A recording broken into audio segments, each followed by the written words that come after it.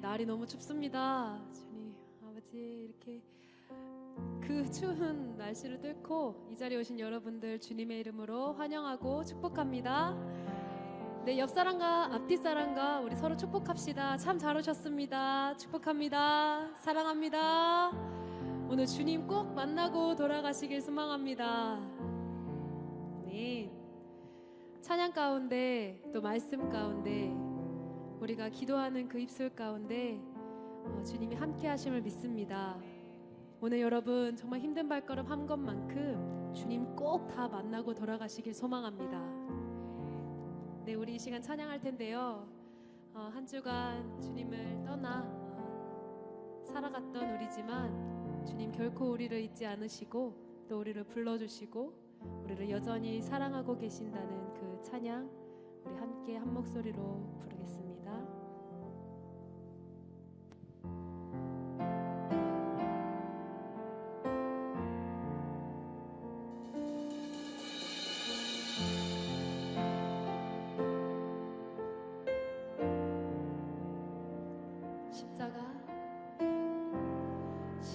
십자가 그 사랑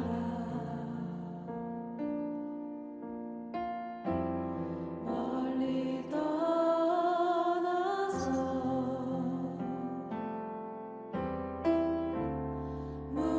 무너진 나의 삶 속에 잊혀진 주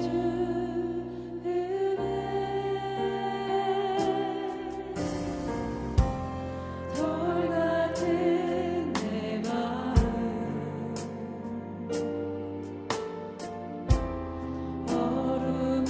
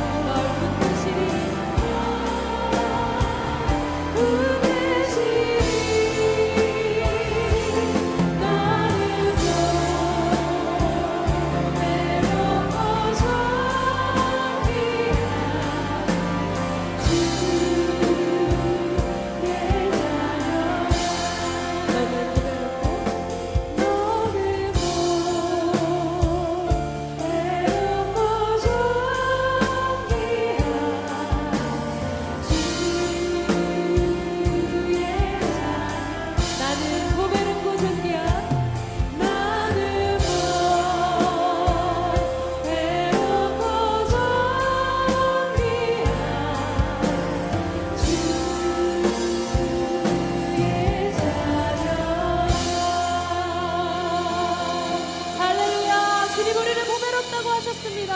할렐루야.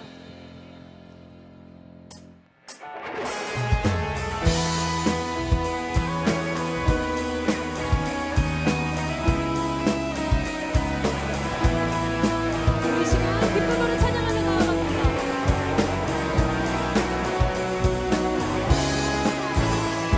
우리는 기대하고 기도하며 기다리네.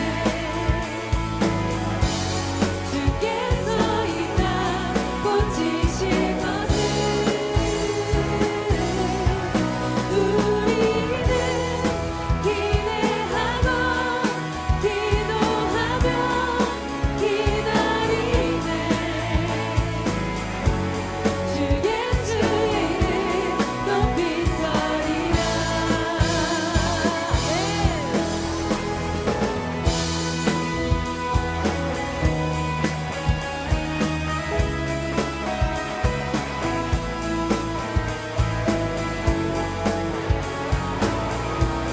주님께서 우리를 회복하실 것입니다. 감대하라. 감대하라. 감사하라. 기뻐하라. 성축하라. 만유보다 크신 하나님 그 약속 능히 지키시리라. 그 약속 능히 지키시리라. 우리는 기대하고 기도하며 기다리네. 주께서 이 땅 고치실 것을. 우리는 기대하고 기도하며 기다리네. 주 예수의 이름 높이 서리라. 감대하라. 감대하라. 감사하라. 기뻐하라. 성축하라.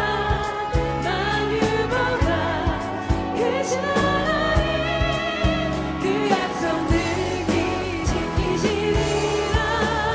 그 약속 능히 지키시리라. 감대하라. 감대하라. 감사하라. 기뻐하라. 기뻐하라. 성축하라. 만유보다 크신 하나님 그 약속 능히 지키시리라. 그 약속 능히 지키시리라. 우리는 기대하고 기도하며 기다리네. 주께서 이 땅 고치실 것을. 우리는 기대하고 기도하며 기다리네. 주 예수의 이름 높이 서리라. 주 예수의 이름 높이 서리라. 주 예수의 이름. 주 예수의 이름 높이 서리라. 할렐루야. 우리 주님께 영광의 박수 올려드립시다.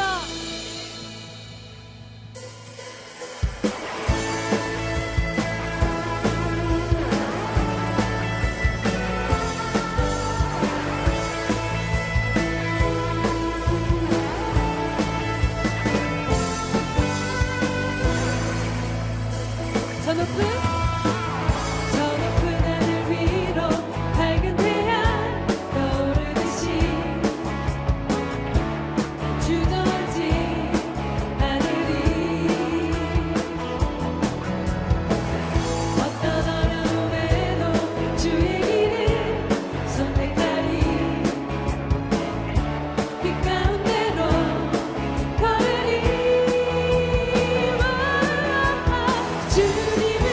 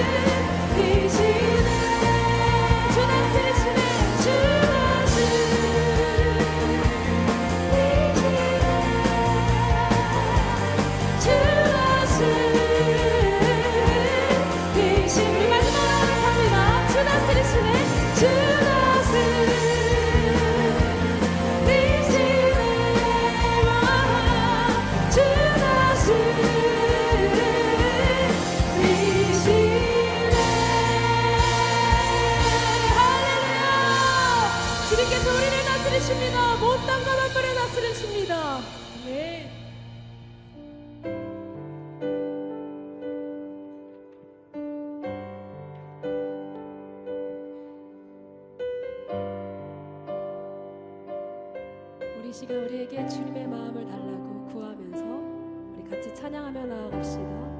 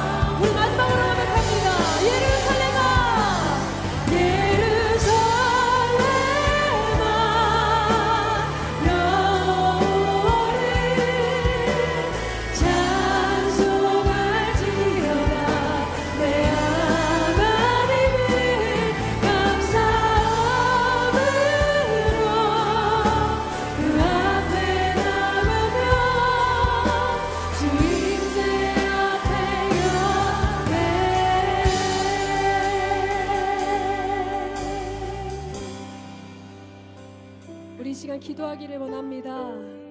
내 마음에 주를 향한 사랑이 나의 말엔 주님이 주신 진리로 나의 눈에 주의 눈물을 채워주시옵소서. 아버지, 주님의 마음을 품기 원합니다. 우리 이 시간 주님의 나라와 그 뜻을 위하여 기도하며 나아가겠습니다. 주여, 아버지, 오늘 이 시간 주님의 나라를 보게 하시고 주님의 나라와 그 뜻을 위한 기도가 우리 입술에서 나올 수 있게 하여 주시옵소서. 하나님, 이 시간 우리의 기도를 나눠주시고 우리의 기도를 받아주시옵소서.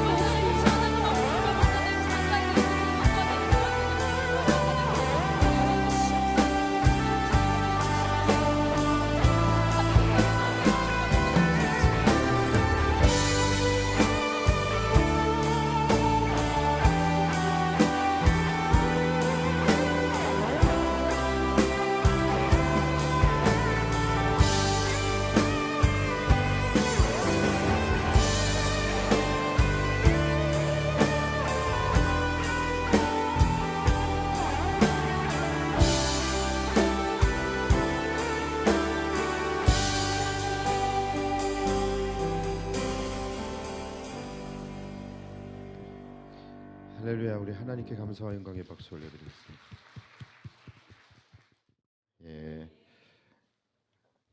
우리가 이제 민수기 33장 이제 다 왔어요.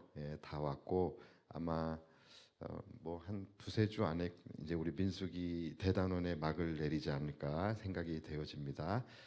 자, 우리가 드라마 시리즈 같은 거를 보면은 항상 특히 미드 같은 거 이렇게 보면은 본 회차가 시작되기 전에 뭐가 나오죠? 바로 Previously on. 이걸 그 성우들은 되게 멋있게 하던데, 뭐죠? 바로 지난 이야기, 지난 줄거리가 한 2분, 3분 요 정도 이렇게 해서 나오게 됩니다. 그래서 그 동안의 스토리가 어땠는지를 한번 싹 정리를 해주고 이제 시작을 하는 것이죠. 자, 오늘 우리가 나눌 이제 민수기 33장이 바로 Previously on 민수기입니다. 그래서 오늘 본문을 보면은 1절에 뭐라고 나와 있죠? 모세가 아론의 인도로 대오를 갖추어 애굽을 떠난 이스라엘 자손의 노정은 이러하니라 하면서 이제 출애굽부터 시작해서 지금까지의 노정을 한번 싹 정리해 주는 장이 민수기 33장이에요.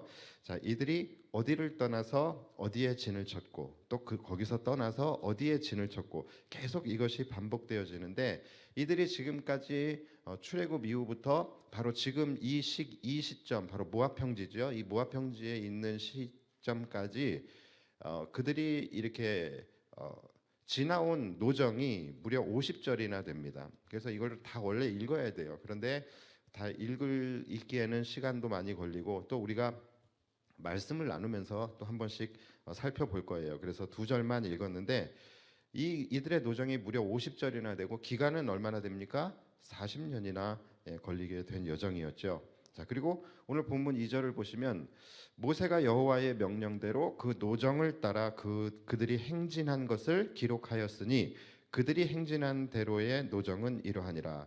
자, 이 말씀 속에서 무엇을 분명하게 하고 있죠? 이 모든 여정이 바로 무엇으로요? 여호와의 명령대로 그 노정을 따라 행진한 것이다 라고 지금 이들은 말씀하고 있습니다. 다시 말해서 이들의 그 40년의 경로, 이 경로를 정하신 분이 하나님이시고 또 그 모든 여정들이 하나님의 인도하심을 따라서 지금까지 왔다라는 거예요. 다시 말해서 연출자는 하나님이셨다라는 것입니다. 자, 그런데 여러분 사실 이들이 출발한 곳이 이제 1절에 나옵니다. 1절이 애굽이죠. 애굽에서 이들이 출발했고 이들이 지금 현재 있는 곳은 바로 모압 평지예요. 그러니까 출발지와 목적지만 딱 두 개만 내비에 딱 찍어 보면은 이게 그렇게 길지 않아요. 한 2주면 갈 수 있는 거리입니다. 그렇죠? 그렇게 먼 거리가 아니었다라는 것이죠. 그런데 이상한 것은 여호와의 명령대로 그 노정을 따라 행진했는데 40년이나 걸려버린 거죠. 자, 우리는 이것을 보면서 야, 이거 하나님의 명령을 따라 걸어가는 여정이라면 오히려 더 빨리 도착해야 되는 것이 아닌가. 이 이주길이라고 하면 하나님의 명령을 따라서 인도하심을 받고 갔다라고 한다면 1주 만에 끝내야지. 2주짜리 코스인데 이것이 40년이나 걸린다면 야, 이거 무서워서 하나님 따라가겠나? 이거 무서워서 하나님의 인도하심을 하나님께 맡길 수 있겠는가? 그렇잖아요. 그렇죠? 여호와의 명령을 따라 걸어가는 여정이다라고 한다면 우리 성도들도 아마 그렇게 생각하실 거예요. 뭔가 더 빠르고 더 순탄하고 고생도 좀 덜하고 그렇죠? 또 힘도 좀 덜 들고 그래야 하는 것이 아닌가라는 생각을 먼저 우리는 하게 된다라는 것이죠. 그런데 막상 이들의 여정을 한번 이렇게 보니까 오래 걸려도 너무 오래 걸렸죠. 그렇죠? 40년이나 걸렸어요. 늦어도 너무 늦었고 또 고생은 또 뭐 좀 많이 했습니까? 이들이 광야에서 고생이란 고생은 다 한 여정이었다라는 것이죠. 그래서 우리는 이 시점에서 좀 머뭇거리면서 고민하지 않을 수가 없어요. 2024년 시작이 됐는데 내가 이 하나님의 인도하심을 받는 삶을 내가 살아야 할 것인가? 내가 내 인생을 온전히 하나님께 의탁해도 되는가? 이렇게 또 오래 걸리고 이렇게 고생하면 어떡하나?라는 그런 생각이 들 수도 있겠지요.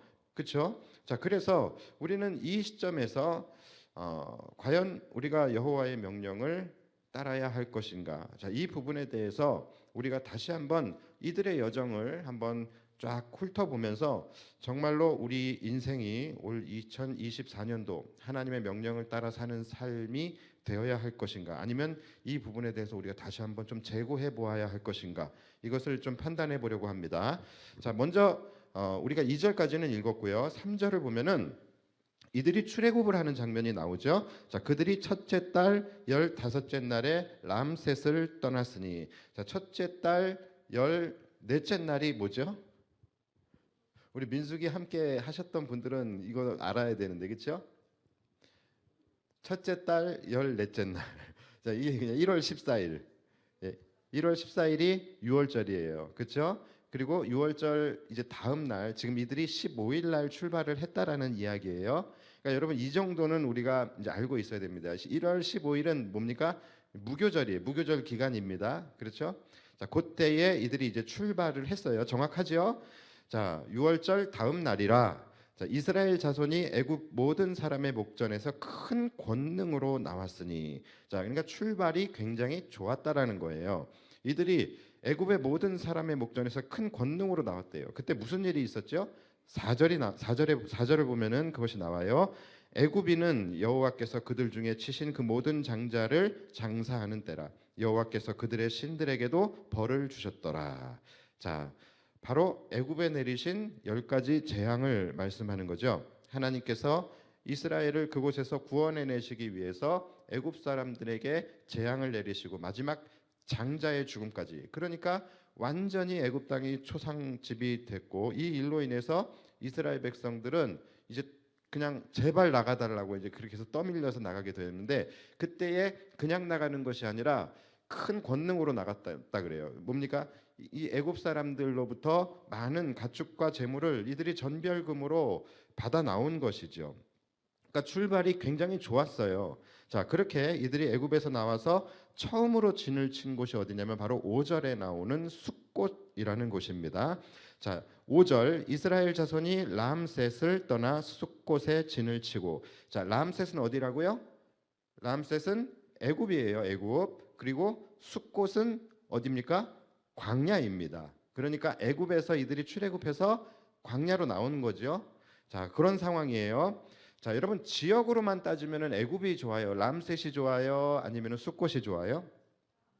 그렇죠. 당연히 애굽이 좋겠죠. 자, 그러니까 사실 이들의 출애굽을 보면은 이들은 출애굽을 했지만 사실은 더 안 좋은 환경으로 나간 거예요. 그렇죠? 자, 그러나 이 숫곳이라는 곳이 비록 물도 없고 풀도 없는 그런 광야였지만 이들에게는 그곳이 천국이에요. 그렇죠? 왜냐하면 440년의 애굽 생활에서 해방이 되고 이들은 자유의 몸이 되었기 때문에 그런 것이겠죠.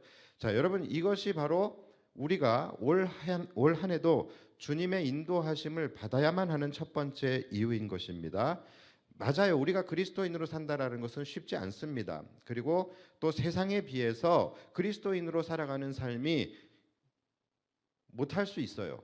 어려울 수 있고 막히는 것이 많을 수도 있습니다. 애굽에서의 환경보다 광야는 당연히 못할 수밖에 없는 거예요. 그러니까 세상보다 우리의 삶이 그리스도인들의 삶이 여러모로 불편할 수 있어요. 자, 그러나 그러함에도 불구하고 우리가 하나님의 자녀로 살아가는 이유가 뭡니까? 바로 하나님의 자녀로 살아가는 삶이 애굽의 삶보다 훨씬 행복하기 때문에 그런 것이죠. 우리가 이 세상의 죄의 노예에 붙들려서 살아가는 것보다 우리가 조금 이 세상보다는 조금 불편하고 우리가 원하지 않는 그러한 삶을 살아가게 될지언정 우리는 이 죄의 노예로부터 해방이 돼서 우리를 출애굽시켜 주신 그 하나님과 함께 동행하며 살아가는 삶, 그 삶이 우리는 훨씬 더 기쁘고 행복한 삶이기 때문에 우리는 그 길을 선택해서 가는 것입니다. 그러니까 여러분, 우리가 올해도 우리가 하나님을 쫓아가는 삶을 살아야 할 것인가 말 것인가, 이것은 사실 처음부터 우리가 고민할 필요가 없는 부분이었던 것이죠. 자, 그래서 그곳이 비록 광야일지라도 그들에게는 그곳이 더 천국이었어요. 그리고 그들을 출애굽시켜 주신 그 하나님과 동행하는 삶이 그들에게는 더 행복한 삶이었다라는 것이죠. 자, 그리고 6절로 가셔서 이제 이들이 어떻게 가냐면 숫곳을 떠나 광야 끝 에담의 진을 치고, 자, 이들이 숫곳에서 에담이라는 곳을 갔어요. 여러분, 에담이 어떤 곳입니까? 물론 이것까지 여러분들이 다 기억하시지는 못할 거예요. 그래서 제가 말씀을 드릴 거예요. 자, 이게 다 출애굽에 나오는 이야기입니다. 이거 이 말 그대로 previously on이에요. 그러니까 다시 지난 이야기들을 그대로 다시 하는 거예요. 자, 이 에담이라는 곳이 어디냐면 하나님께서 낮에는 구름 기둥으로 밤에는 불 기둥으로 그들을 인도하셨던 곳이 바로 에담입니다. 그러니까 여기서부터 그의 백성을 지키시고 인도하시고 보호하시는 그 하나님의 실제적이고 밀착된 그 하나님의 은혜가 이제 시작이 된 곳이에요. 그래서 에담이라는 곳 역시 하나님의 은혜와 자비가 또 풍성이 내려졌던 감격스러운 동네예요. 자, 그렇죠? 자, 그리고 또 본문 7절로 넘어가시면 이제 에담을 떠나서 어디로 가냐면 바알스본 앞 비하히롯으로 들어가서 믹돌 앞에 진을 치고, 다 모르는 지명들이에요. 자, 이들이 에담을 떠나서 바알스본 앞 비하히롯으로 들어가서 믹돌 앞에 진을 쳤다라고 나오죠. 자, 이곳이 어디냐면 간단히 말하면 홍해 앞입니다. 홍해 앞. 자, 여러분, 홍해에서 무슨 일이 일어났습니까? 다 아시듯이 홍해 바다가 갈라지게 되어지는, 그렇죠? 홍해 바다를 가르셔서 이스라엘 백성들로 하여금 그곳을 건너가게 하시고 그 뒤를 뒤쫓고 있었던 애굽의 군대를 다 수장시켜 버리셨던 그 놀라운 사건이 일어났던 곳이 바로 홍해이지요. 자, 그리고 8절을 볼게요. 하히롯 앞을 떠나 광야를 바라보고 바다 가운데를 지나. 자, 이 말, 바다 가운데를 지난다라는 말이 바로 그 유명한 홍해의 기적 사건을 말씀하시는 거예요. 참 이게 이런 거 보면은 굉장히 성경이 시크하다라는 생각이 들어요. 이거 굉장히 놀라운 사건이거든요. 그렇죠? 이거는 전무후무한 그런 놀라운 기적의 사건임에도 불구하고 성경은 여기에 대해서 막 그렇게 호들갑을 떨지 않아요. 그냥 바다 가운데를 지나 뭐예요?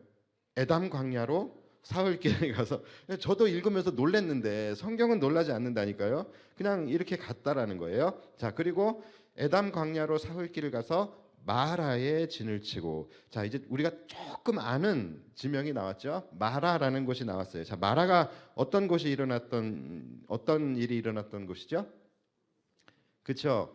마라 하면 무조건 그냥 뒤에 따라 나오는 것이 쓴물이죠. 그래서 마라의 쓴물이 단물로 바뀌어지는 곳이죠. 이곳에 갔는데 물이 너무 써가지고서 먹지를 못하는 거예요. 그래서 하나님께서 모세에게 물에다가 나뭇가지 하나를 딱 던지라고 말씀하시죠. 그래서 그렇게 던졌더니 그 써서 못 먹겠었던 물이 단물로 바뀌어지는 역사가 일어나게 됩니다. 자, 역시 하나님께서 그의 백성들을 지키시고 은혜를 베푸시는 그런 지명이 됩니다. 이 마라라는 곳이요. 자, 홍해 사건은 출애굽기 14장에 나오고 이 마라의 쓴물의 사건은 출애굽기 15장에 나오고 있어요. 자, 그리고 이어서 9절을 넘어가면은 마라를 떠나 이제 어디에 이릅니까? 엘림이라는 곳에 이르게 돼요. 자, 엘림에는 샘물 12과 종려 70그루가 있으므로 거기에 진을 치고, 자, 마라를 떠나서 엘림이라는 곳에 이제 진을 치게 되는데, 여러분 엘림에는 뭐가 있다 그랬어요? 지금 샘물 12개와 종려나무가 70그루가 있다라고 지금 기록이 되어져 있습니다. 여러분 이것은 무슨 사건입니까? 바로 직전 사건과 연결이 되는 거예요. 바로 직전에 이들이 마라의 쓴 물로 인해서 이들의 마음이 흔들렸습니다. 이들이 하나님을 의심하고 낙심하고 마음이 흔들렸었던 그 이스라엘 백성들을 하나님께서 위로하시고 또 그들에게 하나님에 대해서 다시 한번 알려주시는 거예요. 하나님은 그의 백성을 끝까지 지키시는 분이고 하나님이 너희와 함께 하시면 반드시 너희를 젖과 꿀이 흐르는 가나안 땅으로 인도하실 것이다 라는 것에 대해서 예표해 주시고 그것에 대해서 확신을 주시기 위해서 하나님께서 이들을 엘림으로 인도하신 거예요. 이곳에 12개의 샘물과 70그루의 종려나무를 보여주신 거예요. 자, 여러분 12개의 샘물과 종려나무 이것이 의미하는 것이 뭘까요? 제가 한번 말씀을 드린 적이 있었던 것 같긴 한데, 자, 12개의 샘물이 무엇을 의미합니까? 이건 일단 샘물은 물이지요. 자, 물을 우리가 뭐라고 그러죠? 젖줄이라고 하잖아요. 그래서 우리가 한강을 뭐 한강의 젖줄, 뭐 한강이 서울 시민의 젖줄이다, 뭐 이런 말들 많이 하잖아요. 그렇죠? 그러니까 이 12개의 샘물은 젖을 의미하는 것이고, 또 70그루의 종려나무는 뭘 의미합니까? 이 종려나무가 뭐예요? 바로 대추야자예요. 대추야자. 가장 달고 맛있는 꿀을 의미하는 것입니다. 그래서 젖과 꿀이겠죠. 그러니까 이것은 바로 젖과 꿀이 흐르는 가나안을 하나님께서 그 낙심하고 마음이 흔들리고 있는 이스라엘 백성들에게 미리 보기를 해주신 사건이 바로 이 엘림의 사건인 거예요. 그래서 나는 너희를 반드시 젖과 꿀이 흐르는 가나안으로 인도할 것이니 너희가 이 광야의 여정 가운데 마라와 같은 그런 쓴 물을 만난다 할지라도 너희가 걱정하거나 낙심하지 말라라는 거예요. 하나님의 약속에 대한 확신을 주시기 위해서 하나님은 그들을 엘림으로 인도하신 거예요. 그러니까 엘림 역시 하나님의 약속이 선포되어지는 굉장히 중요하고 또 감사한 일이 있는 곳입니다. 자, 이건 역시 하나님의 위로와 확신의 사건이에요. 그리고 이제 10절을 봅니다. 10절 이렇게 해서 쭉 끝까지 갈 건가? 이런 생각하시는 분 계신데 저도 이제 나중에는 지쳐서 팍팍 뛰어 넘어갈 거예요. 그러니까 지금 일단 초반이니까 그래도 우리가 예의상 우리가 한 절씩 한 절씩 보는 거예요. 자, 10절을 보면은 엘림을 떠나 홍해가에 진을 치고, 자, 그렇죠? 이 홍해가에 왜 다시 홍해가로 내려왔죠? 예, 우리가 그때 이들이 이제 원래 올라가야 되는데 다시 홍해길로 내려갔어요. 그렇죠? 그런 일이 그냥 있었어요. 그냥 그렇게만 그냥 알고 계시고, 자, 그리고 11절을 보시면 홍해가를 떠나 신광야에 진을 치고, 자, 여러분 신광야가 또 어떤 곳입니까? 다 지금 지명들이 우리가 지금 그곳에서 어떤 일이 일어났는지까지는 우리가 확실하게 알지 못하지만 다 그래도 우리가 알고 있는 지명들이에요. 찾아가라면 못 찾아가겠지만 알고는 있는 지명들이죠. 그렇죠? 자, 이 신광야에서 어떤 일이 일어났죠? 굉장히 중요한 사건인데 바로 하나님께서 위에서 만나를 내려주신 곳이 바로 이 신광야예요. 자, 역시 그의 백성을 지키시고 먹이시는 하나님의 은혜가 내려졌던 곳, 그곳이 바로 신광야입니다. 자, 그리고 12절부터 보시면 신광야를 떠나 돕가에 진을 치고 돕가를 떠나 알루스에 진을 치고 알루스를 떠나 르비딤에 진을 쳤는데 거기는 백성이 마실 물이 없었더라. 자, 뭐 나오죠? 르비딤 나오죠. 르비딤 역시 여러분들 알고는 있는 지역이죠. 그렇죠? 자, 르비딤에서 여러분 어떤 일이 일어났죠? 자, 이것은 이제 출애굽기 17장에 나오는데 이곳에 저기 성경에서 말씀하고 있잖아요. 백성이 마실 물이 없었던 곳이에요. 자, 그래서 하나님께서 모세에게 반석을 지팡이로 치라고 명령을 하시죠.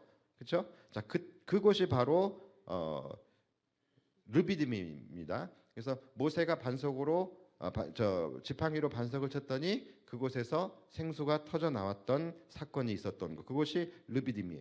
자, 그리고 이 르비딤에서는 또 하나의 굉장히 중요한 사건이 있었죠.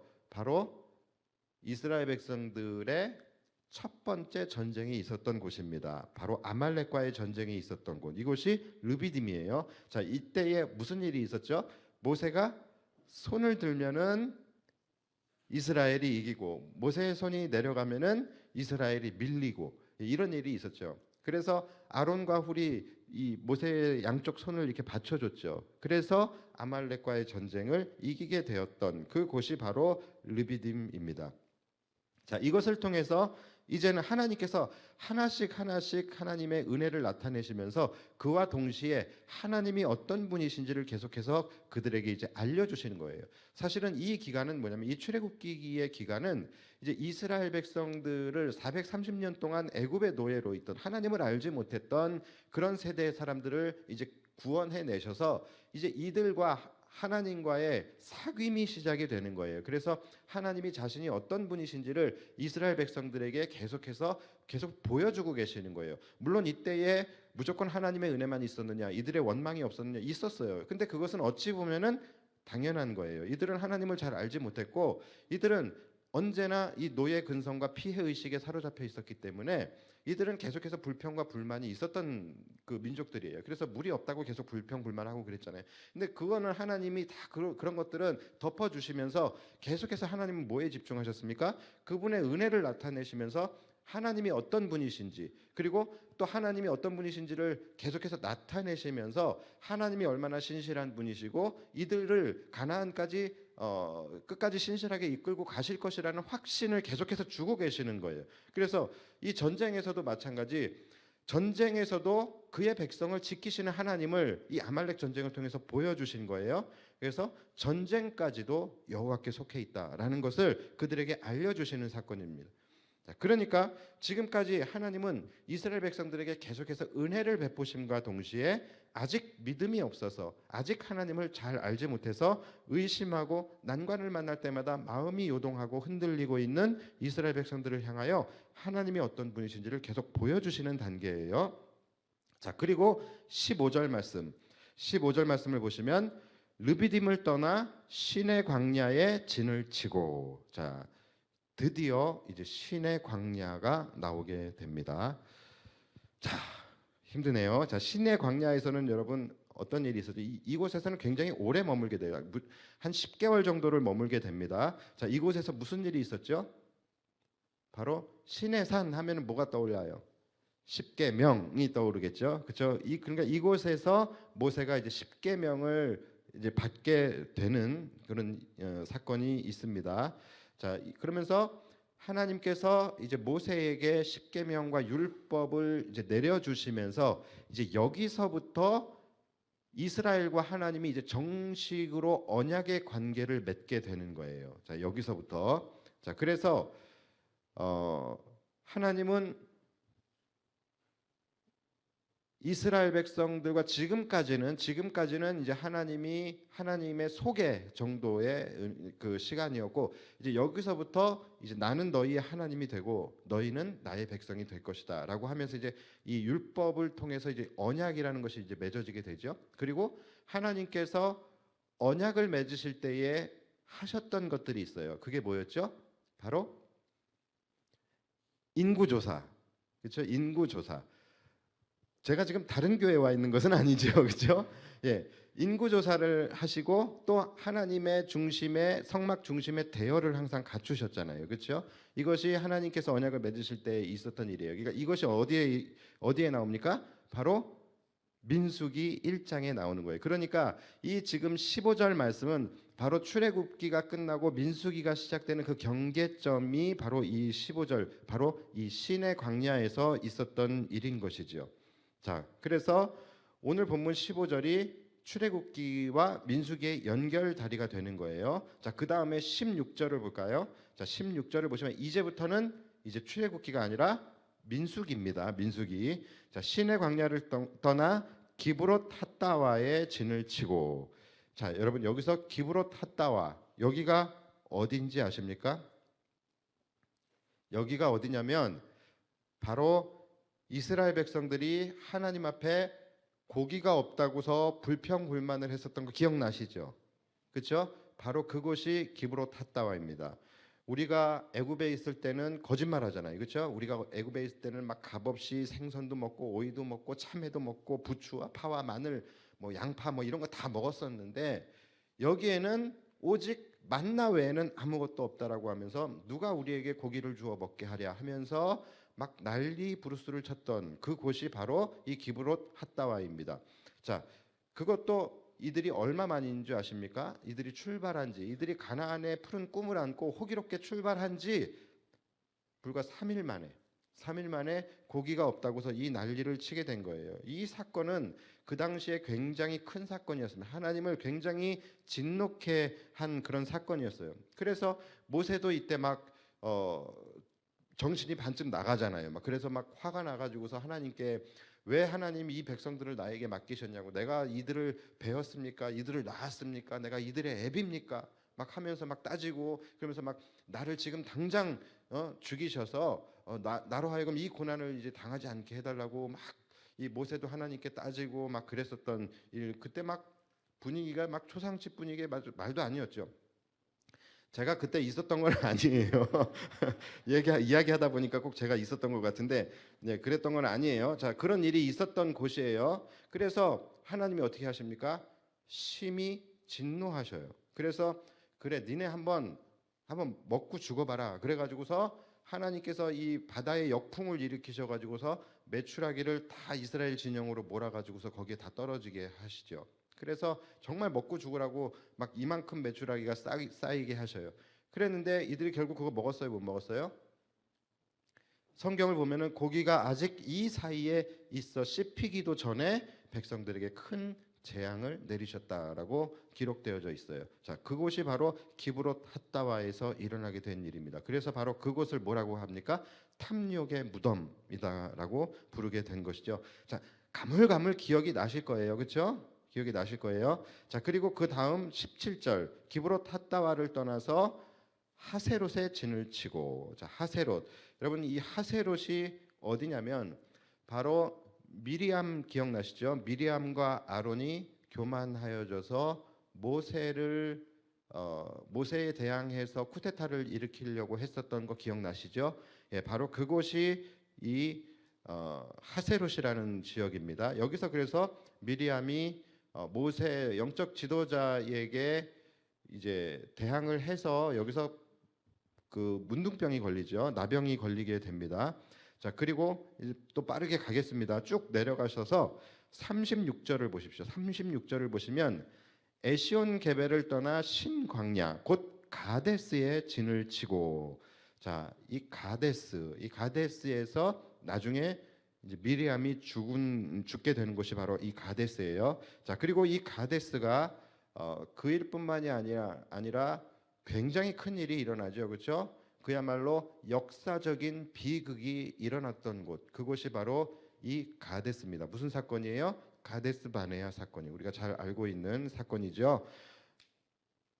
12명의 정탐꾼을 가나안에 보냈는데 그 중에 10명의 정탐꾼이 부정적인 보고를 하게 되죠. 그래서 그걸로 인하여 이스라엘 백성들이 주저앉아서 하나님을 원망하고 통곡하고 가나안으로 지금 올라가라고 하는 그 하나님의 명령을 그들이 따르지 않게 되죠. 자, 이 일로 인해서 하나님의 중징계가 내려지게 됩니다.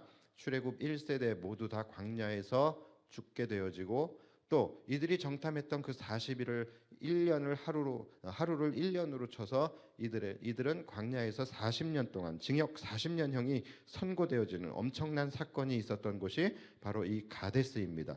자, 그리고 37절, 자, 가데스를 떠나 에돔 땅 변경에 호르산에 진을 쳤더라. 자, 여러분들이 지금 이 지명에서 무슨 일이 일어났는지 이거는 여러분들이 꼭 기억을 하실 필요는 없어요. 그러니까 시험 칠 거 아니니까 이거를 꼭 기억하실 필요는 없어요. 그런데 하나님께서 이들을 어떻게 지금 이끌어 가고 계시는지, 그리고 이 모든 과정 가운데 이스라엘과 하나님과의 관계, 그것에 여러분들이 집중해서 보실 필요가 있는 거예요.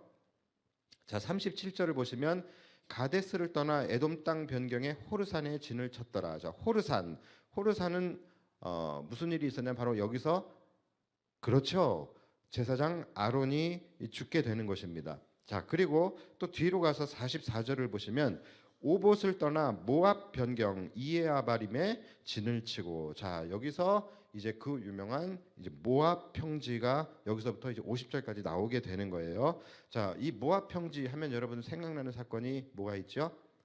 바로 무려 3장에나 걸쳐서 나왔던 발람과 발락의 사건, 이것이 바로 이 모압 평지에서 일어나게 된 일이죠. 그리고 또 하나, 여기서도 또 굉장히 비극적인 역사가 있었죠. 뭡니까? 바로 바알보올의 사건이죠. 이스라엘 백성들이 모압 여인과 더불어서 음행을 저지르고 또 그들의 신당에서 우상 숭배를 한 사건입니다. 자, 이렇게 출애굽부터 시작해서 가나안까지, 가나안 땅, 가나안 앞까지죠. 정확하게는 가나안 땅에 들어가기 직전까지의 여정을 우리가 지금 빠르게 이제 살펴봤습니다. 살펴봤는데 여러분들 지금 함께 여러분 쭉 들으시면서 정신이 없으셨겠지만 이렇게 쭉 들으시면서 혹시 느끼신 것이 없습니까? 느끼신 건 없으세요? 바로 끊임없이 계속되어지는 이스라엘 백성들의 범죄예요. 그렇죠? 이들은 계속해서 진을 치고 거기서 떠나서 또 진을 치고 거기서 떠나서 또 진을 치고 그럴 때마다 가는 곳곳마다 그들은 하나님께 범죄를 저질렀다라는 것이고 또 그때마다 또 어김없이 나타나는 것이 뭐였습니까? 바로 하나님의 긍휼과 자비와 사랑이었습니다. 자, 그러니까 광야 40년 이것을 우리가 쭉 한번 살펴보면서 이 광야 40년을 한마디로 정리를 한다면 뭐냐면 바로 이스라엘의 범죄와 하나님의 긍휼의 은혜예요. 자, 그렇죠? 자, 그렇다면 우리는 지금 이 시점에서 우리가 처음 가졌던 그 의문, 처음 가졌던 그 질문에 대한 답을 우리가 이제 내릴 수 있어야 되는 것입니다. 자, 우리가 무슨 질문을 했었죠? 왜 하나님의 명령을 따라 살아가는 삶이, 왜 하나님의 인도하심을 받는 여정이 2주 만에 갈 거리를 40년 만에 가게 되었느냐? 왜 하나님의 인도하심을 받는 여정이 더 빠르고 더 형통하고 더 편한 것이어야지 왜 오히려 하나님의 인도하심을 받는 여정이 더 늦고 더 오래 걸리고 더디고 힘드냐? 이 질문이었잖아요. 우리는 사실은 무의식적으로 우리는 그 이유를 하나님에게서 찾으려고 한다는 것이죠. 그리고 그 원인이 하나님에 있다라고 우리는 생각을 합니다. 그러나 사실 그 이유는 우리가 한번 쭉 봤지만 그 이유가 누구에게 있었던 겁니까? 하나님이 아니라 바로 이스라엘 백성들에게 있었던 거예요. 그렇죠? 그러니까 끊임없이 계속되어지는 하나님의 긍휼과 자비의 은혜가 있었음에도 불구하고 끊임없이 범죄하고 있는 이스라엘 백성들이었다라는 것입니다. 여러분, 하나님을 믿고 그분의 백성으로 우리가 살아가는데 우리들도 마찬가지라는 거예요. 우리가 그리스도인이고 성도임에도 불구하고 우리가 행복하지 못하고 형통하지 못하고 오히려 우리의 삶이 세상 사람들보다 더 느리고 더 불편하고 더 힘들다라고 한다면 그 이유는 하나님이 우리를 지키시지 않아서가 아니라는 거예요. 하나님의 손이 짧아서 우리를 구원하지 못하시는 것이 아니라는 거예요. 하나님의 능력이 없으셔서 우리를 돕지 못하시는 것이 아니라는 것입니다. 그런데 우리는 항상 삶이 힘들 때마다 너무나도 자연스럽게 그 원인을 하나님에게서 찾으려고 합니다. 아니, 하나님이 진짜 살아계시나? 하나님이 왜 나를 도우시지 않으시나? 내가 이 하나님을 끝까지 신뢰해도 될까? 이런 생각을 많이 하게 되죠. 이것이 뭡니까? 우리가 그냥 자동 반사적으로 무의식적으로 우리가 그 이유를 하나님에게서 찾으려고 하는 거예요. 그리고 그 원인이 하나님에 있다라고 생각을 하기 때문에 그런 것이라는 거죠. 근데 여러분, 이 시점에서 우리도 한번 오늘 본문인 이 민수기 33장처럼 나의 삶을 정말로 다시 한번 나의 지난 줄거리를 한번 보시라는 거예요. 지금 우리가 한번 쑥 훑었던 것처럼 우리 안에도 이런 사건들이 있었잖아요. 영적 출애굽의 사건이 있었죠. 우리가 하나님을 인격적으로 만나고 우리가 하나님의 백성이 된 그 시점이 있잖아요. 그때부터 지금까지의 삶을 여러분들이 한번 쭉 복기해 보십시오. 나의 지난 이야기들을 되짚어 보시면 우리의 삶 역시 한 문장으로 정리될 수밖에 없다라는 것이죠. 뭡니까? 끊임없이 범죄하는 나, 그리고 끊임없이 나를 덮어주시고 용서하시고 오래 참아주시는 하나님의 긍휼과 은혜. 그럼 이것으로 우리의 인생은 한마디로 정리가 될 수밖에 없다라는 것이죠. 따라서 여러분, 내 삶이 성도의 삶임에도 불구하고 그 삶이 힘들고 더디고 고단하다라고 한다면 그 이유는 물론 다 그런 것은 아니에요. 그렇겠지만 우리가 첫 번째로 의심해 봐야 할 것은 혹시 나의 범죄함 때문은 아닐까? 이 부분을 우리가 체크해 볼 수 있어야 된다는 거예요.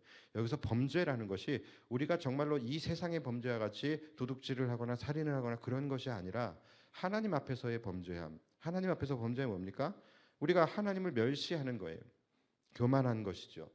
그리고 하나님을 신뢰하지 않는 것, 하나님을 경외하지 않는 것, 하나님과 멀어지는 것. 이 모든 것들이 우리가 하나님 앞에서의 범죄함이라고 할 수 있지 않습니까? 이런 것 때문이 아닐까를 우리가 가장 먼저 의심해보고 체크해봐야 된다라는 거예요. 분명한 것은 뭐냐면 적어도 하나님이 나를 돌보시지 않아서이기 때문에 라든지 아니면 하나님의 손이 짧아서 하나님이 능력이 없으셔서는 분명히 아니라는 것입니다. 내 삶이 지금 곤고하든지 아니면 형통하든지 어떻든지 간에 분명한 것은 지금까지의 내 삶을 지금 가득 채운 것은 뭐냐면 내 마음 가운데 하나님을 두기 싫어하는 마음이었다라는 것이죠. 내 마음 가운데 끊임없이 하나님 앞에 범죄하고 있었던 내 자신의 모습이었다라는 것이죠. 그러함에도 불구하고 하나님은 우리를 떠나지 않으시고 버리지 않으시고 하나님의 긍휼과 은혜가 모든 것을 지금까지 덮어주시고 있었다라는 것을 우리는 알아야 된다라는 거예요. 그분의 은혜가 없었다면 우리는 지금 이 자리에 있지 못했을 것이다라는 것이죠. 우리가 지금 이스라엘의 지난 이야기들을 한번 쭉 살펴보면서 정리를 해보니까 이스라엘에 대한 이 분석 데이터가 분명하게 나오잖아요. 자, 이들은 일단은 이들의 지금 이 이스라엘 백성들의 이 광야 40년은 두 부분으로 나눌 수가 있겠죠. 바로 출애굽기의 시대와 민수기의 시대예요. 그렇죠? 민수기가 시작되기 전까지는 그러니까 출애굽기의 이스라엘이죠. 이때는 여러분 뭐만 있었습니까? 하나님의 은혜와 기적만 있었어요. 그렇죠? 민수기 전까지 그들의 진행 속도는 여러분 결코 느리지 않았습니다. 그들의 삶의 환경은 비록 광야였어요. 그러나 그들이 가는 족족 숫곳에서부터 시작해서 가는 곳마다 하나님의 은혜와 그분의 기적이 나타났다라는 것이죠. 구름 기둥과 불 기둥의 은혜가 그때부터 시작이 되었고 만나의 은혜가 그때부터 시작이 되었고 홍해가 갈라지고 전쟁에서 승리하고 반석에서 물이 나오고 쓴 물이 단물로 바뀌어지고 또 가나안을 젖과 꿀이 흐르는 가나안을 미리 보여주시고 이렇게 가는 곳곳마다 하나님께서 막히는 것이 있으면 뚫어주시고 장애물이 있으면 치워주시고 대적이 있으면 싸워주시고 바다를 만나면 열어주시고 이렇게 하시면서 하나님과 이스라엘은 정말로 행복한 동행이 이루어졌었다는 것이죠. 이 출애굽기 시기까지만 해도 이 시기에는 모든 것이 빠르고 모든 것이 형통하게 진행이 되었습니다. 다시 말해서 이때까지만 해도 이들이 2주 안에 가나안에 도착하는 것은 전혀 문제가 없었다라는 것이죠. 그런데 이 민수기가 시작이 되면서 이스라엘 백성들의 범죄가 시작이 된 것이죠. 그러면서 이들의 범죄가 시작되면서 이들의 여정은 더뎌지고 늦어지고 힘들어지게 되었던 것이죠. 그러니까 여러분 우리가 사실은 인정하고 싶지 않지만 우리가 성경을 쭉 보면은요. 결국은 비극이라는 것에는 바로 이 죄라는 배경이 반드시 있었다라는 것이죠. 그 원인은 항상 하나님이라고 생각을 해요. 우리는 왜 하나님이 나를 도와주시지 않지? 왜 하나님이 나의 삶에 이런 일이 일어나게 하시지? 자동적으로 우리는 그 원인을 하나님에게서 찾으려고 하는데 사실은 그게 아니다라는 것이죠. 그 원인은 항상 하나님이 아니라 인간이었다라는 거예요. 인간이 에덴 동산에서 쫓겨나게 된 것도 하나님이 마음이 바뀌셔서가 아니잖아요. 뭐 때문입니까? 아담의 범죄. 이스라엘 백성들이 24,000명이나 되는 인원들이 연병에 죽은 이유도 뭡니까? 하나님이 난폭해서입니까? 아니에요. 결국은 이스라엘의 범죄 때문이다라는 것이죠. 하나님은 한 번도 변하신 적이 없고 한 번도 그 마음이 바뀌신 적이 없고 심지어 인간이 계속 바뀌고 인간이 계속 범죄하여서 하나님을 배반하고 멸시하고 하나님을 떠나고 그래도 하나님은 끝까지 그들을 떠나지 않으시고 은혜와 긍휼을 베풀어 주시며 신실하게 하나님께서 인간과 언약하셨던 그 약속을 신실하게 지켜가셨다라는 것이죠. 저는 성경의 수많은 사건들을 대하면서 단 하나의 흠도 하나님에게서 찾은 적이 없어요. 그래서 저는 하나님을 굳게 믿습니다. 여러분, 만약에 인간이 이 성경이라는 것을 인간이 만들어냈다라고 한다면 모순이 생길 수밖에 없고 하나님의 흠이 여기저기서 나타날 수밖에 없어요. 그런데 저는 성경을 그동안에 많이 읽으면서 단 한 번도 하나님의 흠을 찾은 적이 없어요. 하나님은 한 번도 변하신 적이 없고 한 번도 바뀌신 적이 없고 한 번도 늦으신 적이 없고 모든 것이 그분의 계획을 따라 그분의 섭리를 따라 이루어지고 있다라는 것이죠. 믿어지지 않으면 역사를 통해서 학습이라도 하셔야 된다라는 거예요. 역사만 봐도 데이터가 딱 나오지 않습니까? 그런데 여러분, 이 역사는 이들의 역사뿐만이 아니라 바로 내 삶의 역사에서도 그대로 나타나고 있다라는 것이죠. 내 삶에서도 여러분 문제가 있었다라고 한다면 그 이유는 항상 나였지 하나님이 아니었다라는 것이죠. 그래서 여러분, 우리 삶의 데이터를 분석해 보셔야 돼요. 분석해 보셔야 된다. 내가 내 삶을 쭉 돌아봤을 때 어느 시기에 하나님의 은혜가 정말로 밀물처럼 그렇게 흘러 들어왔었는지, 그리고 또 어느 시기에 내 인생이 더뎌지고 힘들어지고 막히게 되고 그게 어느 시기였었는지, 어느 시기에 막 하나님의 은혜가 막 한량없이 부어졌고 어느 시기에 그 은혜가 메말라지고 내 삶이 힘들어지고 그랬는지. 그러니까 내 인생에서의 출애굽기 시대와 내 인생에서의 민수기 시대가 언제였는지를 우리가 그것을 밝혀내야 된다니까요. 그래서 이 데이터를 분석하셔서 그것을 나의 삶에 다시 적용시키셔야 되는 거예요. 나의 삶을 그때 그 은혜의 현장, 그 출애굽기 영적 출애굽을 했었던 그 은혜의 현장으로 돌려놔야 된다는 거예요. 그래서 여러분, 하나님께서 계속해서 말씀하시는 것이 하나님의 은혜를 기억하라는 거예요. 하나님이 그까짓 거 하나님이 기적 나타내신 게 하나님에게는 대수예요? 대수 아니죠. 아까 성경 보셨잖아요. 그냥 바다 사이로 지나가매. 그냥 그렇게 하나님이 바다를 가르시는 것은 하나님에게는 중요한 일도 아니고 하나님의 관심거리도 아닙니다. 하나님께서 이스라엘 백성들에게 끊임없이 계속 강조하시는 말씀이 뭐예요? 나는 너희를 애굽에서 구원해낸 여호와니라. 이거는 끊임없이 말씀하세요. 이것은 하나님의 기적을 말씀하시는 것이 아니에요. 이것은 하나님이 너희들을 구원해낸 구원의 초점이 맞춰져 있는 것이죠. 근데 하나님이 시시콜콜 내가 이런 기적도 베풀었고 이런 거 한 번이라도 보신 적 있으세요? 없다니까요. 그러니까 하나님께서 우리에게 너희는 은혜를 기억하라라고 말씀하신다는 것은 우리에게 생색내고 싶거나 또는 하나님이 베푸신 기적에 대해서 공치사하려고 하시는 것이 아니라는 거예요. 뭡니까? 그 은혜의 때를 기억하고 그 은혜의 때를 다시 너의 삶에 적용하라는 거예요. 그것을 기억하지 못하면 우리는 그 은혜의 때로 돌아갈 수가 없잖아요. 구약에서도 하나님께서 수도 없이 말씀하시는 것이 하나님이 베푸신 은혜를 기억하라는 거예요. 그래야만 우리가 그때를 기억하고 돌아갈 수 있기 때문에. 그러니까 여러분들 2024년도가 정말로 행복하길 원하고 여러분들의 삶이 순적하게 진행되어지길, 여러분들의 삶의 여정이 순적하기를 원하신다라고 한다면 여러분들의 지난 이야기들을 복귀하셔야 돼요. 앞으로 하나님이 어떻게 하셨으면 좋겠다. 앞으로 하나님이 이런 기적을 나타내셨으면 좋겠다. 이거 말고요. 앞을 보지 말고 뒤를 돌아보시면서 내 인생을 복귀하면서 언제가 내 삶에서 은혜의 때였는지, 언제가 내 삶에서 광야와 같은 때였는지, 언제가 내 삶에서 영적 출애굽기의 시대였는지, 언제가 내 삶에서 민수기의 시대였는지, 이거를 여러분들이 찾으셔야 된다는 거예요. 혹시라도 여러분들의 삶이 지금 민수기의 시대를 지나고 계신다면 여러분, 영적 출애굽기의 시대를 찾으시기 바랍니다.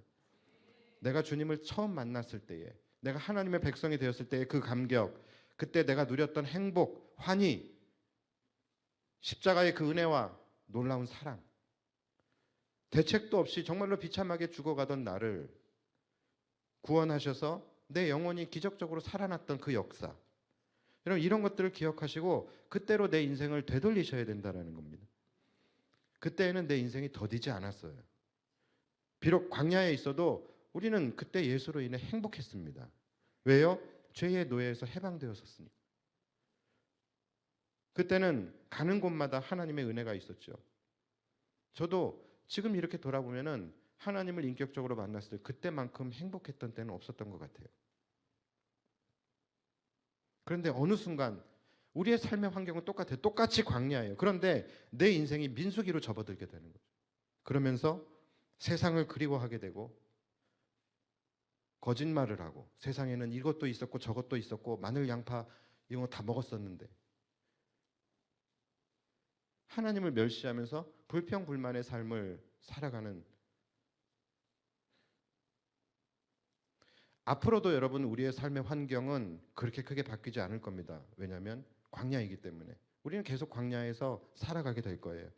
그런데 우리가 살아가는 무대는 여전히 광야이지만, 다만 우리가 출애굽기의 백성으로 살아가느냐 민수기의 백성으로 살아가느냐, 여러분 이것은 우리가 결정해야 하는 문제라는 것이죠.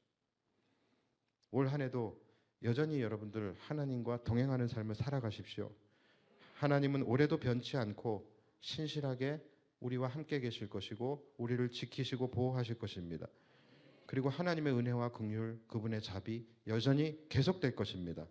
그러나 오늘 본문 2절의 말씀과 같이 여호와의 명령대로 그 노정을 따라 행진하며 나아가는 우리 인생의 여정이 어떤 인생으로 펼쳐질 것이며 어떤 하나님과 동행하는 그러한 인생이 될 것인가, 이것은 우리에게 달려있는 것입니다.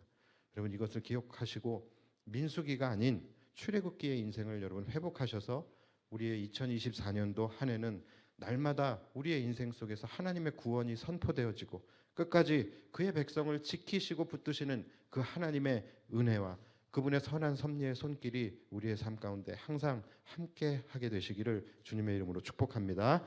우리 시간 함께 찬양하며 나아갈 텐데요. 오 신실하신 주, 우리 찬양 불렀으면 좋겠습니다. 말씀드렸다시피 우리의 인생을 되돌아보면은 결국 나의 인생은 두 가지예요. 나의 죄 그리고 하나님의 은혜, 이 두 가지입니다. 끊임없이 되풀이되어지는 나의 범죄, 끊임없이 되풀이되어지는 하나님의 은혜. 여러분 항상 변하는 것은 우리였어요. 하나님은 한 번도 변하신 적이 없고 끝까지 우리를 떠나지 않으셨고 그의 백성을 지켜오시는 그 하나님의 놀라운 은혜는 지금까지 한 번도 바뀌신 적이 없어요. 무슨 말입니까? 하나님은 우리를 끝까지 버리지 않으신다라는 거예요. 하나님은 끝까지 우리의 구원을 지켜내신다라는 거예요. 끝까지 견인해 가신다라는 것이죠. 이 은혜를 우리가 기억하고 이 은혜부터 고백하지 못하면 우리가 다른 하나님의 은혜를 기대할 수가 없는 거예요. 이 시간 우리 신실하신 하나님을 우리가 기억하고 그분의 은혜를 찬양하면서, 주님 항상 변하는 것은 나였습니다. 내가 이제 올해 내가 하나님께로 돌아가겠습니다. 여호와께로 돌아가겠습니다. 우리 이 마음의 고백을 가지고 우리 함께 찬양했으면 좋겠습니다. 우리 함께 찬양합시다.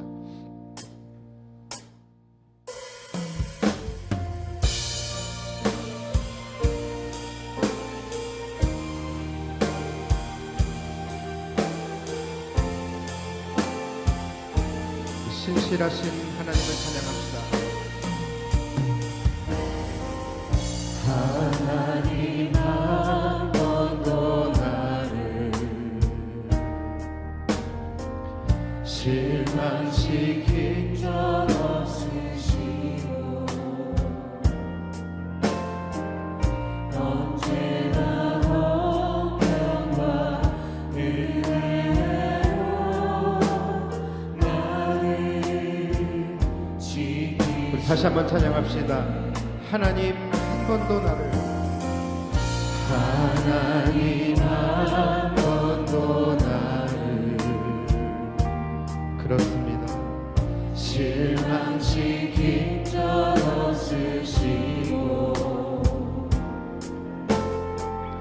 언제나 공평과 은혜로 나를 지키셨네. 오 신실하신 신실하신 주, 오 신실하신 주,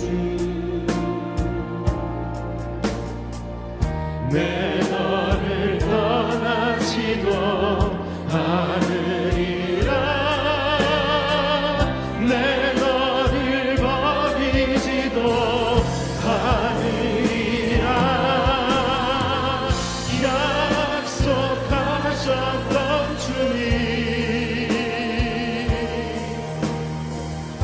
그 약속을 지키사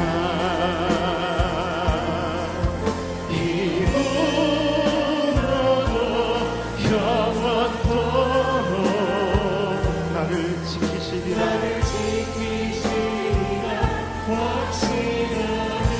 그렇습니다. 지나온 모든 세월들, 지나온 모든 세월들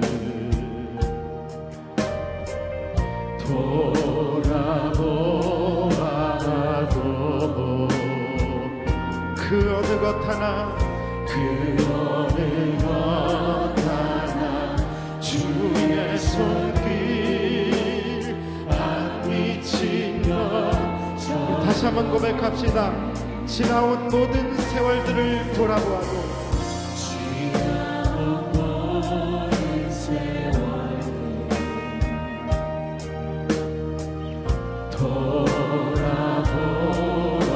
돌아보아도 그 어느 것 하나, 그 어느 것 하나 주의 손길 안 미친 것 전혀 없네.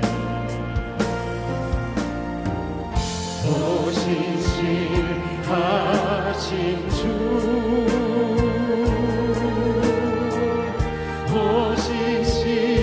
오신실하신 주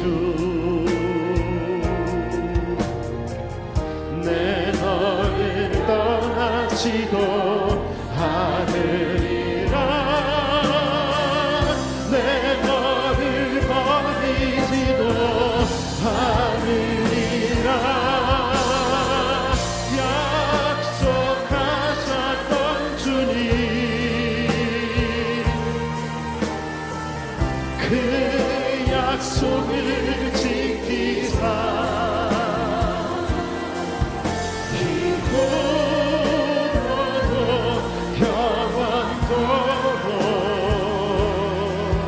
나를 지키시리라 확신하네 오 신실하신 주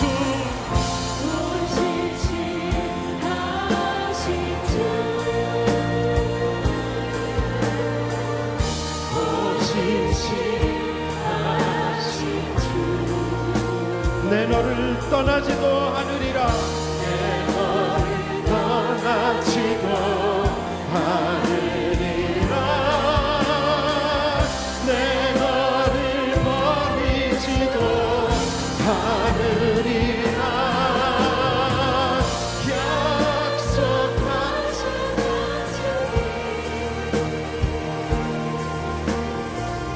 그 약속을 지키사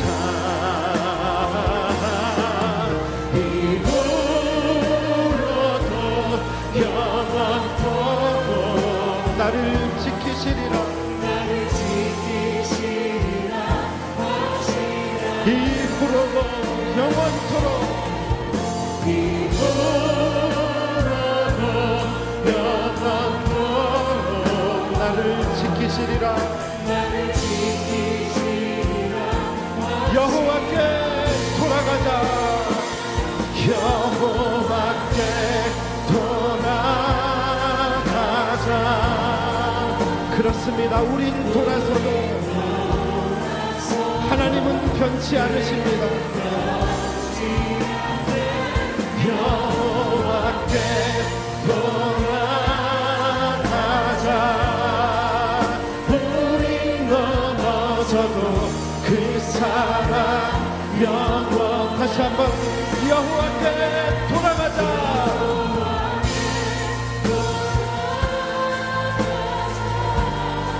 우린 돌아서도 하나님은 변치 않으십니다. 여호와께 돌아가자 우린 넘어져도 그 사랑 영원한 사랑을 오래 참고 하나님의 사랑은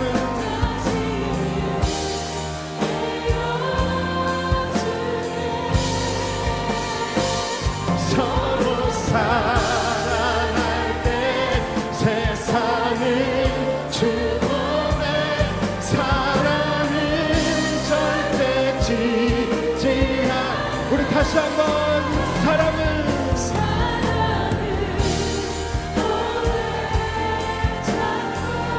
그렇습니다.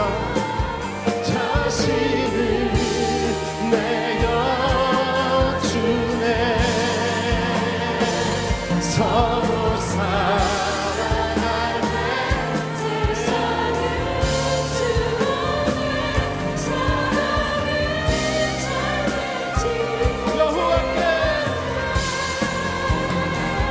여호와께 돌아가자. 우린 돌아서도 그는 변치 않네. 여호와께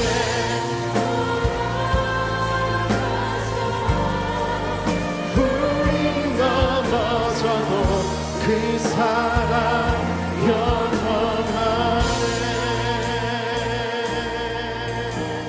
우리 시간 함께 기도하며 나아갑시다. 하나님, 그렇습니다. 주님은 언제나 신실하신 하나님으로 우리와 함께 계셨습니다. 우리는 돌아서도 주님은 변하지 않으셨고, 우리는 넘어져도 우리를 향한 그 하나님의 사랑은 멈추지 않으셨습니다. 하나님, 이 시간 우리를 새롭게 하여 주셔서 우리의 모든 죄악들을 버리고 여호와께 돌아가게 하여 주시옵소서. 그리스도의 십자가의 은혜로 돌아가게 하여 주시옵소서. 내 안에 주님과의 첫사랑이 회복되게 하여 주시며, 우리를 구원하여 주신 그 영적 출애굽의 시대가 우리의 삶 속에서 다시 한번 회복되게 해달라고 우리 시간 주의 이름 간절히 부르며 기도하며 나아갑시다. 주여